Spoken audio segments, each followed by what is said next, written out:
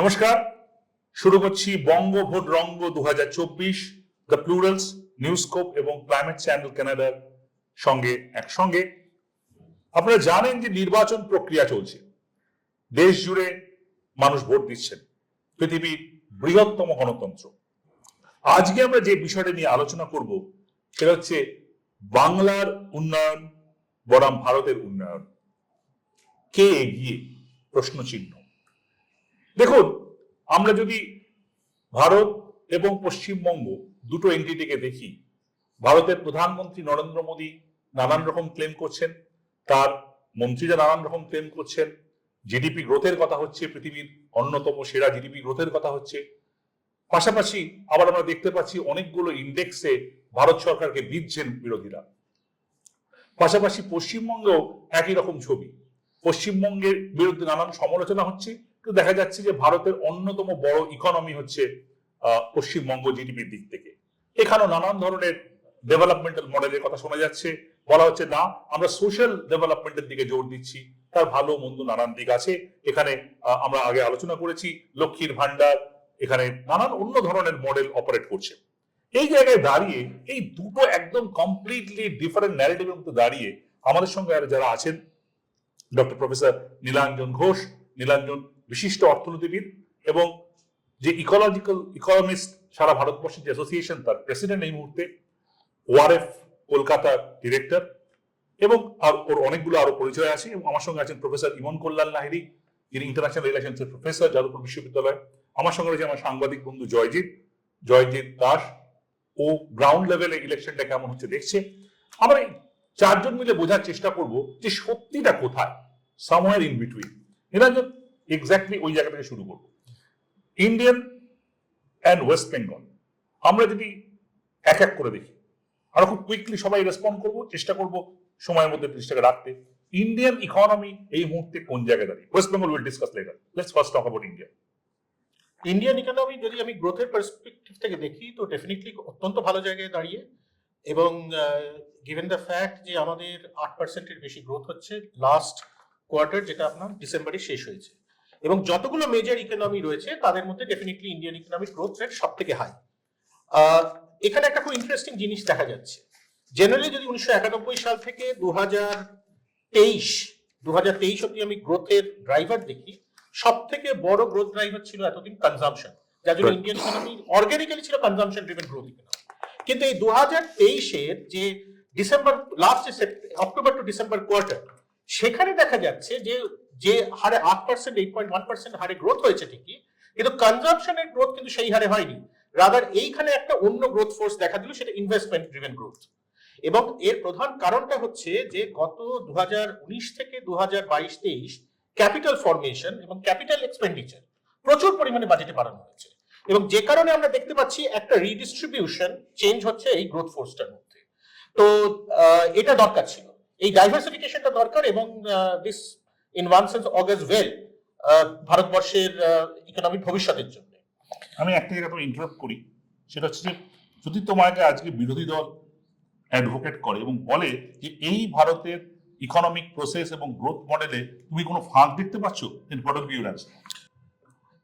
দেখো, দুটো দিক আছে। একটা হচ্ছে যে আমরা যে মুহূর্তে গ্রোথের কথা বলি, সেই মুহূর্তে অনেকগুলো জিনিস তো ইরেজড আউট হয়ে যায়। সেটা হচ্ছে একটা ডিস্ট্রিবিউশনাল আসপেক্ট। এবার ডিস্ট্রিবিউশনাল আসপেক্টের মধ্যে এই প্রবলেমটা চিরটা কাল ভারতবর্ষের অর্থনীতির মধ্যে ছিল, যে আমাদের ডিস্ট্রিবিউশনটা কোথায়। একটা বড় জায়গা হয়েছে যে আমাদের, সত্যি কথা বলতে কি, যেটা ইনকাম ইনইকুয়ালিটি, আমি যদি বলি 2011 থেকে 2020-22 এই ফেজটা অব্দি ইনকাম ইনইকুয়ালিটি কিন্তু খুব একটা বাড়েনি। যেটা বেড়েছে সেটা হচ্ছে ওয়েলথ ইনইকুয়ালিটি। ওকে, ওয়েলথ ইনইকুয়ালিটি বাড়ার প্রধান কারণটা হচ্ছে, এবং এটা বাড়তে বাধ্য, একটা গ্রোয়িং ইকোনমিক ক্ষেত্রে এটা কিন্তু হয়। এর বাড়ার কারণটা হচ্ছে যে একটা পার্টিকুলার, যেটা ধরা যাক 1 টাকা তোমার হাতে দেওয়া হলো, আর 1 টাকা একটা গরিব মানুষের হাতে দেওয়া হলো। বড় লোক যার হাতে 1 টাকা যাবে, সেই তার টেন্ডেন্সি থাকবে সেই 1 টাকা ম্যাক্সিমাম অ্যামাউন্টটা সেভ করা, তার কারণ তার কনজাম্পশন নিডটা অলরেডি মেড।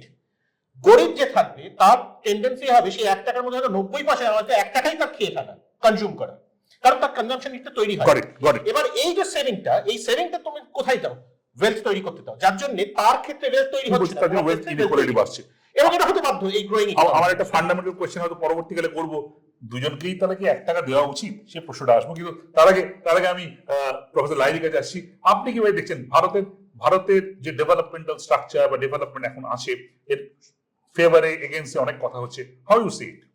দেখুন, ভারতবর্ষের যদি কনস্টিটিউশনে দেখেন, ভারতবর্ষ একটি সোশ্যালিস্ট স্টেট, প্রিয়াম্বেল আমাদের যা বলে। এবং যেটা নিরঞ্জনও বললো যে গ্রোথ হচ্ছে না, আমরা কখনোই বলতে পারবো না। তার কারণ যখন 2008-এর পরবর্তী সময় বিশ্ব অর্থনীতি বাজারে একটা মন্দা দেখা দিচ্ছিল, তখন কিন্তু সিকিউরিটি কাউন্সিলের 5 জন সদস্যই ভারতের কাছে এসেছিল এইটুকু উপদেশ নেবার জন্য যে ভারতবর্ষ কিভাবে সাস্টেন করেছে তার ইকোনমিটা। এটা যেটা আরেকটা প্রশ্ন উঠে আসছে, ডিস্ট্রিবিউশন। তার মানে ওয়েল লিভিং যদি থাকে তাহলে হ্যাপিনেস কোশ্চেনটাও থাকে। যেমন অনেকগুলো আমাদের প্রতিবেশী রাষ্ট্র জিডিপির পরিবর্তে হয়তো হ্যাপিনেস কোশ্চেনটাকে তুলে ধরার চেষ্টা করছে। যদি হ্যাপিনেসটা তুলে ধরার চেষ্টা করা হয়, তাহলে কোথায় আমরা আনহ্যাপি ছিলাম সে জায়গাটাও কিন্তু আমাদের খুঁজে বার করাটা প্রয়োজন। তাই সব মিলিয়ে যেটা দেখা যাচ্ছে, একদিন যেমন গ্রোথটা হয়েছে, রাজীব গান্ধী বলছি, ভারতবর্ষের স্বাধীনতার পরবর্তী সময় যেটা আমাদের প্ল্যান ইকোনমিটা ছিল, ওই প্ল্যানিংটা তো ফেজে ফেজে হয়েছে। কখনো এগ্রিকালচার, কখনো ইন্ডাস্ট্রি, মানে মিক্স অ্যান্ড ম্যাচ করে কিন্তু আমাদের প্ল্যানিংটা করা হয়নি কখনো ভারতবর্ষের ক্ষেত্রে। কিন্তু এখন যেহেতু পরিবর্তিত পরিস্থিতিতে কনজাম্পশনটা অন্য রকমের হচ্ছে, কনজাম্পশনের বস্তুগুলো কিন্তু বদলে যাচ্ছে, মানে আমাদের চাহিদার গুলো কিন্তু বদলে যাচ্ছে। সে কারণে পুরো ছবিটা একটু অন্যরকম হয়ে যাচ্ছে। এটার পরিপ্রেক্ষিতে আমাদের ওয়েলবিংটাকে কিন্তু ডিফাইন করার সময় এসেছে সরকারের। আমি আসবো পশ্চিমবঙ্গের প্রেক্ষিতে, তার আগে আমি জয়জিতের কাছে। জয়জিৎ, তুমি ইলেকশন কভার করছো, তুমি যাচ্ছ, এখানে গ্রোথের কথা বলে ফিগারসও বলছে যে 8% এর উপরে গ্রোথ হচ্ছে এবং মেজর কান্ট্রিজের মধ্যে ভারতবর্ষ একেবারে এগিয়ে রয়েছে। পাশাপাশি বিরোধীরা বলছেন look at the hunger index, look at the other index, যেখানে পরিষ্কারই ভারত পৃথিবীর মধ্যে একদম তলায় রয়েছে। তাহলে এই যে দুটো, একদিকে আমরা বলছি ভারত গ্রোথ হচ্ছে, ভারতের জিডিপি বাড়ছে, পাশাপাশি গরিব মানুষ তার অন্য সংস্থান সেটা কোথাও একটা ধাক্কা খাচ্ছে, কোথাও একটা ম্যাচ হচ্ছে না, the marriage is not there. So on ground, how you see it? Is the theoretical growth reflecting at ground level or it is not? Theoretical গ্রোথের সঙ্গে সঙ্গে আমাদের এখানে উন্নয়নের সংখ্যাটা নিয়ে এবার বোধহয় কথা বলবার একটা দরকার পড়েছে। ডেভেলপমেন্ট করছি না এটা তো কোনো রাজনৈতিক দলই বলছে না, সে কেন্দ্রে ক্ষমতায় থাকুক বা সে যে কোনো রাজ্যে ক্ষমতায় থাকুক, সবাই দাবি করছে যে তারা উন্নয়ন করছে। এবার উন্নয়নটা কি ধরনের বললে সুবিধে হয়, সব থেকে বেশি সংখ্যক মানুষের কিভাবে সুবিধা হয় এবং যার সব থেকে বেশি দরকার তাকে কি আইডেন্টিফাই করা যাচ্ছে, সেইটা কিন্তু বিভিন্ন রাজ্যে তার পরিস্থিতিটা আলাদা। ধরুন তামিলনাড়ুতে যদি আমরা দেখি, সেখানে একরকম পরিস্থিতি দেখতে পাচ্ছি, আবার যদি মহারাষ্ট্র দেখি সেখানে অন্যরকম পরিস্থিতি দেখতে পাচ্ছি। এবার ইকোনমিক সাইজ যদি আমি মাপতে যাই, খুব একটা ফারাক তো হবে না দুটো রাজ্যের মধ্যে। হ্যাঁ, তামিলনাড়ুর জনসংখ্যা হয়তো কিঞ্চিত কম হতে পারে, পার ক্যাপিটায় হয়তো একটু চেঞ্জ হতে পারে, কিন্তু ওভারঅল থাকবে একই রকম। আবার উত্তরপ্রদেশে যদি আসি, ইকোনমিক সাইজ তো বেশ বড়সড়, কিন্তু ডেভেলপমেন্টের কথা বললে সেখানে তো অনেক ভাগ বেরিয়ে আসবে। আমাদের পশ্চিমবঙ্গের অবস্থায় আমরা যদি দেখি, সাইজ হিসেবে যথেষ্ট বড়, আমরা জনসংখ্যার নিরিখে আমরা বোধহয় ভারতবর্ষের চতুর্থ, এবং অর্থনীতির সাইজ দেখলে আমরা বোধহয় ষষ্ঠ বা সপ্তম, পঞ্চম, এবং গ্রোথ রেট দেখলেও সেদিক থেকেও মন্দ না। গত কয়েক বছরে যেভাবে উন্নয়নের বৃদ্ধির হার যেভাবে দেখানো হয়েছে, কিন্তু পার ক্যাপিটা সেই জিডিপি যদি আমি পপুলেশন দিয়ে ভাগ করি, তখন আমার ছবিটা অন্যরকম হয়ে যায়। আমি এইখান থেকে ওয়েস্ট বেঙ্গলের কথা বলবো, যে ওয়েস্ট বেঙ্গলের যে ডেটা আমরা দেখছি, যে একেবারে উপরের স্টেটগুলোর পর 5টা যে স্টেট, মানে মহারাষ্ট্র, গুজরাট, তামিলনাড়ু, কর্ণাটক, উত্তরপ্রদেশ, যারা কিনা 47% অফ ইন্ডিয়াস জিডিপি শেয়ার করে, তারপরের যে গ্রুপটা তার মধ্যে ওয়েস্ট বেঙ্গল রয়েছে, এবং যারা 20% মতো জিডিপিতে শেয়ার করছে, এবং West Bengal is the 5th সম্ভবত বিগেস্ট। এবং অনেকেই বলছেন যে ওয়েস্ট বেঙ্গলের কালেকশন অফ ভেরিয়াস ট্যাক্সেস এবং আদার ক্ষেত্রে যথেষ্ট ভালো পারফরমেন্স আসছে। আবার সাংঘাতিক ক্রিটিসিজম হচ্ছে যে ওয়েস্ট বেঙ্গল গভর্নমেন্ট হাতে পয়সা নেই, তারা পয়সা ঠিকঠাক জায়গায় অ্যালট করছেন না, এই প্রশ্ন আসে। How you see West Bengal's economical situation? আচ্ছা, একটা প্রসঙ্গ শুধু আমি বলে দিই যে গ্লোবাল হাঙ্গার এবং এই যে ইন্ডেক্সগুলোর কথা তৈরি হচ্ছে, এখন এখানে আমার একটা অন্য ধরনের মতামত আছে এই কারণ যে ধরনের স্যাম্পলিং এর বেসিসে বেশিরভাগ ইন্ডেক্সগুলো তৈরি হচ্ছে, সেই স্যাম্পলগুলো লার্জলি আমরা স্টাডি করে দেখেছি the sample frame is biased, এবং এটা আমরা জোর দিয়ে বলতে পারি, মানে whether this is being done by whichever agency, freedom house করুক, যেই করুক, ভিডেম করুক, অ্যাবসলিউটলি বায়াসড। মানে বহু ক্ষেত্রে দেখা যাচ্ছে যে ধরুন প্রেস ফ্রিডম ইন্ডেক্সে বা একাডেমিক ফ্রিডম ইন্ডেক্সে আফগানিস্তান ভারতবর্ষের ওপরে সেটা মেনে নেওয়া যায় না, কোনোভাবেই না, পাকিস্তান হতে পারে না। তো সেখানে একটা জায়গা আছে, সেটা গ্লোবাল নর্থ, গ্লোবাল সাউথ এবং ইন্ডিয়া। পশ্চিমবঙ্গের কনটেক্সটে আসি, পশ্চিমবঙ্গের গ্রোথ রেট যদি দেখি, হ্যাঁ growth rate is definitely good, 7.65% growth last এতেও দেখা গেছে। এবং আমি ওনার সাথে একমত এই একটি জায়গাতে, যে আমরা পুরোপুরি উন্নয়ন বা ডেভেলপমেন্টকে দেখতে পারি না from the perspective of reductionist economic growth. একটা পার্টিকুলার নম্বরের মধ্যে দিয়ে কি আমরা পুরো উন্নয়নকে এক্সপ্রেস করতে পারি? না, পারি না, বা করা উচিত না, করা উচিতই নয়। যার জন্য আমাদের মুভমেন্টটা কোথা থেকে কোথায় হলো, যার জন্য যেখানে আমরা দেখছি growth to development to SDG, এই জায়গাতে আজকে সাস্টেনেবল ডেভেলপমেন্টের কনটেক্সট ছিলাম, আরো holistic way of looking at development. এবার যদি এই কথা তুমি বলো যে পশ্চিমবঙ্গ এবং ভারতবর্ষ, আমি এই তুলনার মধ্যে যাবই না। একটা অন্য ধরনের হেটেরোজেনিটি এক্সিস্ট করছে, আলাদা ইকোনমি, আলাদা সাইজ, আলাদা ফর্ম অফ গভর্নেন্স। এবার দুটো জিনিস এখানে খুব ইম্পর্টেন্ট। এসডিজির সাথে আমরা দেখেছি যে there is a very very critical, এখন ধরো কয়েকটা ইন্ডিকেটর যেটা এক্সপেক্টেড যে একটা ন্যাশনাল ইকোনমির ক্ষেত্রে প্রযোজ্য, যেমন ধরা যাক development partnership, development cooperation indicator, সেটা একটা স্টেটের ক্ষেত্রে প্রযোজ্য নয়। সেটা SDG 16 is not applicable for a state, এটা হতে পারে না।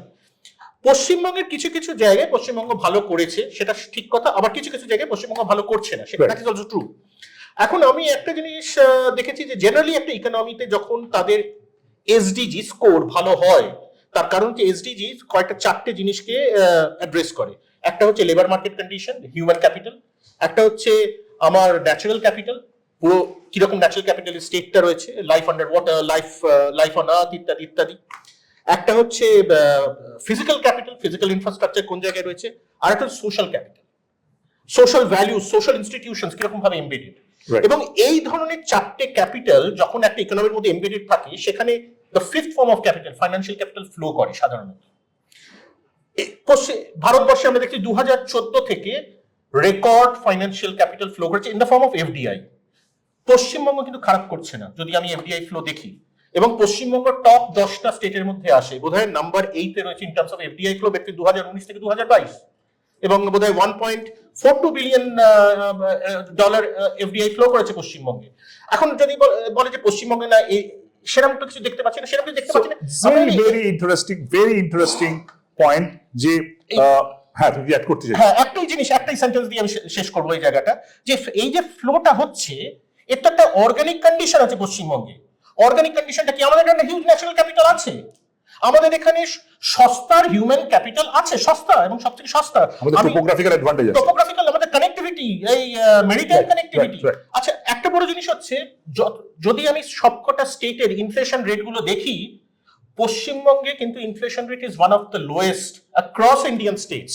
Very fascinating, 3.68%, whereas inflation in India has largely been controlled. আমাদের ইনফ্লেশন কিন্তু এই গ্লোবাল টার্মোইলের মধ্যেও আমাদের inflation 4.85%। Absolutely fine, very fascinating. মানে আমরা যে নর্মাল ন্যারেটিভ ওয়েস্ট বেঙ্গলের ইকোনমি নিয়ে বলি, নিরঞ্জন খুব ক্যাটেগরিক্যালি নানান পয়েন্ট গুলো রেজ করলো, যেটা কোথায় নানান ভাবনার অবকাশ আছে।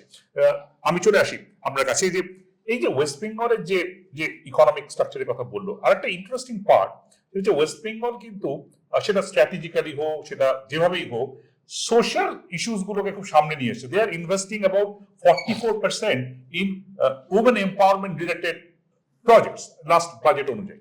সেটা আপনি লক্ষ্মীর ভান্ডার বলুন, সেটা অন্য জাফরুল বলুন। অনেকে বলছে এত টাকা যদি এখানে চলে আসে তাহলে সো কল্ড কোট আনকোট ডেভেলপমেন্টটা কি হবে, আর আরেকজন বলছে ওটাই তো ডেভেলপমেন্ট। হাউ ইউ সি ইট? দেখুন, হিউম্যান রিসোর্স বা হিউম্যান ক্যাপিটাল এনহান্স করাটা একটা জিনিস, কিন্তু বসিয়ে কাউকে টাকা দেওয়া সেটা আরেকটা জিনিস। আপনি বলছেন 20% যদি আমি ন্যাশনাল জিডিপিতে কন্ট্রিবিউট করি, তাহলে আমি 40% করতে পারি, considering the Jio strategic location of West Bengal, আমার সঙ্গে বাংলাদেশের কানেক্টিভিটি, ম্যারিটাইম কানেক্টিভিটি, নর্থ ইস্টের কানেক্টিভিটি হলো। এটা তো ফলে অটোমেটিক্যালি হবে, কারণ ফর্মাল সেক্টর ইনফর্মাল সেক্টরের টাকা যদি আমি ফর্মাল সেক্টর বাদ দিই, তা সত্ত্বেও কিন্তু ইনফর্মাল সেক্টরের টাকা has a role in the economy. We can't just say, মানে বলতে পারি না যে এটা হবে না, রোল নেই। সুতরাং পশ্চিমবঙ্গে আরো ভালো করতে পারত, যেমন আরো ভালো করতে পারতো। ঠিক। এবং একটা বিষয় যেখানে অবশ্যই যে মেয়েদের জন্য যে প্রসেস গুলো এসেছে তাদের পড়াশোনার জন্য, যেমন একটা জিনিস, ঠিক তার অপোজিট হচ্ছে লক্ষ্মীর ভান্ডার, আমি বসিয়ে বসিয়ে টাকা দিচ্ছি। পাশাপাশি হচ্ছে আবার এই প্রশ্নটা উঠবে যে এইটার এটা অন্য social, economic and political implication, এবং ইলেকশনের সামনে রেখে কথা বলে আমার যেটা মনে হয়, আমরা we are just running out of time very quick. কথা বলে আমার যেটা মনে হয়েছে যে এটা হয়তো সম্পূর্ণভাবে আনপ্রোডাক্টিভ নয়, কারণ অনেক, এবং স্পেশালি এই 500 টাকা 1000 টাকা করে দেওয়ার পরে একটা টেন্ডেন্সি, আমি যেটা মহিলাদের সাথে কথা বলে বা তাদের সাথে যারা কাজ করে অ্যাক্টিভিস্টদের সাথে কথা বলে যেটা দেখছি, যে দেয়ার ইজ আ টেন্ডেন্সি বাংলার মহিলাদের মধ্যে হয়তো পুরুষদের থেকে বেশি একটা অন্ত্রপ্রেনিউরিয়াল ড্রাইভ দেখা যাচ্ছে। সেইখানে অনেকে কিন্তু এই টাকাটা বিভিন্নভাবে কাজে লাগাবার চেষ্টা করছে। আই থিংক ইনফর্মাল, কিন্তু এটা চেষ্টা হচ্ছে। আমরা মিনিট 17-18 যা আলোচনা করা যায় করলাম, extremely fascinating. I am thankful to my panel যে তারা খুব আনবায়াসড ওয়েতে, আজকে তো পশ্চিমবঙ্গে বসে খুব আনবায়াসড ওয়েতে কথা বলাটা খুব সহজ কাজ নয়, খুব আনবায়াসড ওয়েতে ভারতের ইকোনমি এবং পশ্চিমবঙ্গের ইকোনমি কোথায় মিল কোথায় অমিল, কে কেমন করছে, হয়তো আরো ভালো করতে পারতো। কিন্তু এটা বোঝা গেল যে একদিকে যেমন ভারতের ইকোনমিক গ্রোথ যথেষ্ট ভালো, পাশাপাশি যদি পশ্চিমবঙ্গ একটা অঙ্গরাজ্য, পশ্চিমবঙ্গকেও একেবারে কিছু হচ্ছে না বলে সকালবেলা জানলা দিয়ে কাগজ ছুড়ে ফেলে দেওয়ার মতো নয়। পশ্চিমবঙ্গ কিন্তু তার মতো করে কাজ করছে। হয়তো যে কথাটা হচ্ছে যে প্রোডাক্টিভ কি প্রোডাক্টিভ নয়, লক্ষ্মীর ভান্ডারে এত মানুষকে, মহিলাকে বসে বসে টাকা দেওয়াটা উচিত হচ্ছে কিনা, জয়জিৎ বলছে না ঠিক বসিয়ে নয়, ওটা তো এন্টারপ্রেনার একটা ট্রিগার করছে। যাই হোক, তার একটা যে কোনো পলিটিক্যাল পার্টি তার পলিটিক্যাল ডিভিডেন্ডের কথা ভেবে অপারেট করবে, সবটা ইকোনমিক্স থিওরিতে চলবে না, এটা they know better than me. But at the same time we understand যে এই ডিসকোর্সটা চলছে, এবং এটা আনফরচুনেট, এই ডিসকোর্সটা কিন্তু লার্জার সোশ্যাল পজিশনে নেই। কোন পলিটিক্যাল পার্টিও বলছে না, মোদিও বলছেন না এসে যে এখানে আমি 8% জিডিপি গ্রোথ করছি তার জন্য এই তুমি পাচ্ছ, আবার মমতাও বলছেন না যে দেখো আমি এত % গ্রোথ করছি, আমি এত কিছু দিয়েছি। পুরো ডিসকোর্সটাই অন্যদিকে চলেছে, which is unfortunate। আমরা দেখতে থাকবো এবং আমরা দেখবো যে 4 তারিখে এই ডিসকোর্স কোথায় গিয়ে থামে, আগামী 4 জুন শেষ করছি।